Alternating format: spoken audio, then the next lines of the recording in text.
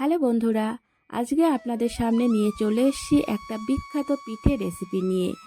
আর এই পিঠাটা কিন্তু আমাদের গ্রাম অঞ্চলের একটা ঐতিহ্যবাহী পিঠা, পাকন পিঠা। আর একদম সঠিক নিয়মে দেখিয়ে দেব কিভাবে এই পিঠা তৈরি করতে হয়। আর আপনারা যদি এইভাবে তৈরি করেন, আমি 100% গ্যারান্টি দিচ্ছি, একদম সুন্দরভাবেই কিন্তু আপনারা পিঠা তৈরি করে নিতে পারবেন। আর এই পিঠা তৈরি করার জন্য প্রথমেই আমরা পাটালি গুড় নিয়ে নিচ্ছি। আর যে যেমন যতটা পিঠা তৈরি করবেন সেরকমভাবেই কিন্তু গুড় নেবেন। এই গুড়টাই হচ্ছে আসল, মানে এই পিঠা তৈরি করার। আর গুড় আমরা এদিকে ভেঙে নিয়েছি। এবারে এই গুড়টাকে চুলায় বসিয়ে জাল করে নিতে হবে। আর একটা হাঁড়ির মধ্যে গুড়গুলো দিয়ে দিচ্ছি।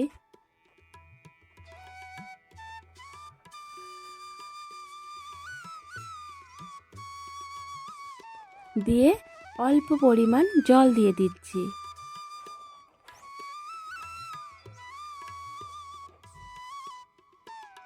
এবারে একটা চামচের সাহায্যে খুব ভালোভাবে নাড়াচাড়া করে গুড় জাল দিয়ে নিতে হবে। আর এই পিঠার একদম এই গুড়টাই হচ্ছে সব। এই গুড়ের জাল যদি ভালো হয়, সঠিক নিয়মে করা যায়, তাহলে এই পাকন পিঠা ভালো হবে, না হলে কিন্তু কখনোই হবে না। একভাবে নাড়াচাড়া করে এরকমভাবে গুলে গুলে নিতে হবে। আর এই দেখুন, অনেকটাই ঘন হয়ে এসছে। এখনও কিন্তু প্রসেস শেষ হয়নি, এখনও কিন্তু উনুনে জাল চলছে আর গুড়টাকে নাড়া চলছে। এই পর্যায়ে আমরা দিয়ে দিচ্ছি লবণ।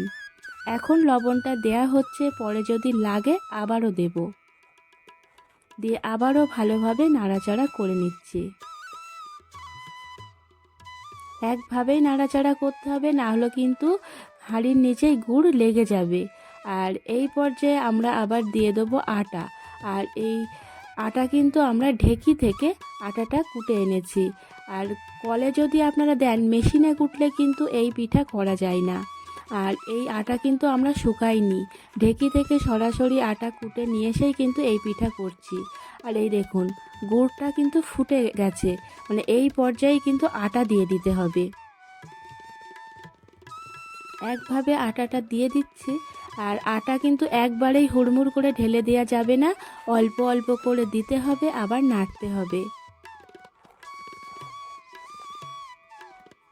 এই প্রসেস ফলো করলে পিঠা কিন্তু খুব সুন্দর হবে। আর এই পিঠা তৈরি করার জন্য অবশ্যই দুজন লাগবে।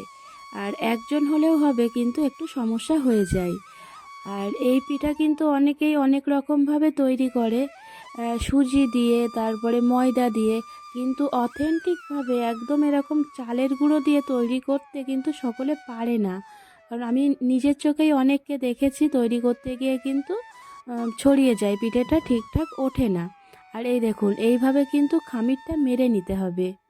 একভাবে নাড়াচাড়া করে খামিরটা মানে ঠিকঠাকভাবে রান্না করতে হবে, যাতে কাঁচা না থাকে। একভাবে এরকমভাবে নেড়েই যেতে হবে, না হলে কিন্তু নিচে লেগে যাবে। আমাদের খামিরটা একদমই পারফেক্টভাবে হয়ে গেছে। এবারে কিন্তু আমরা নামিয়ে নেব।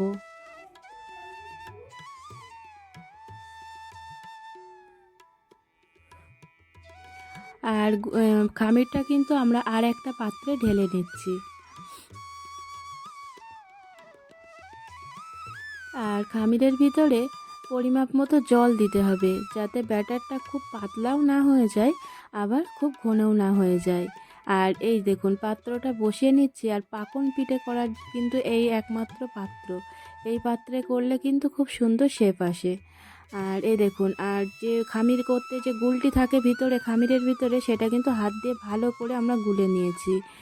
আর এই দেখুন, একটা পিঠে হয়ে গেছে। প্রথম পিঠেটা একটু তো অন্যরকম হয়, কিন্তু পরেরগুলো সত্যিই খুব ভালো হয়েছিল পিঠা, মানে এত ভালো হয়েছিল, না বললে আপনারা বুঝতে পারবেন না। লবণ কিন্তু আমাদের আর লাগেনি, আমরা চেক করে দেখেছিলাম। আপনারা যদি তৈরি করেন, পরে যদি লবণ লাগে অবশ্যই দেবেন। আর এই দেখুন কেমন ফুলে উঠছে, মানে সত্যি এরকমভাবে পিঠা তৈরি করলে একদম পারফেক্টভাবে মানে পিঠা তৈরি করা যাবে, খুব সুন্দর। আর খেতে যা সুন্দর হয়েছিল, আর খেজুরের গুড়ের পিঠা তো এমনিই ভালো লাগে। আপনারাও কিন্তু অবশ্যই এরকমভাবে তৈরি করবেন, দেখবেন খুব ভালোভাবে কিন্তু পিঠা তৈরি করা যায়। আর এই পিঠা তো সকলে পারে না, কিন্তু যদি আমরা সঠিক নিয়ম মেনে করি তাহলে কিন্তু অবশ্যই হবে। আর এই দেখুন খেতে কতটা লোভনীয় হবে তাই বলুন, মানে দেখতে এতটা সুন্দর লাগছে। পিঠা বানাচ্ছিলাম আর সকলে কিন্তু লাইন দিয়ে বসেছিল খাবে বলে। আর আপনারা কে কে পিঠা খেতে ভালোবাসেন অবশ্যই কিন্তু আমাকে কমেন্টের মাধ্যমে জানাবেন। প্রত্যেকটা পিঠা এতটা সুন্দর হয়েছিল, এতটা ফুলেছিল যে আমি উল্টাতে পারছিলাম না। আর এই পিঠা কিন্তু উল্টে দিয়ে পেছনটা আপনারা যাই ব্যবহার করুন না কেন, কাস্তে কিংবা কাঠি দিয়ে একটু ছিদ্র করে দেবেন, তাহলে ভিতরটা ভালোভাবে কিন্তু হয়ে যাবে। আর এই দেখুন একের পর এক পিঠা ভাজা হচ্ছে, আর খেতে কিন্তু খুব সুন্দর লাগে এই পিঠা।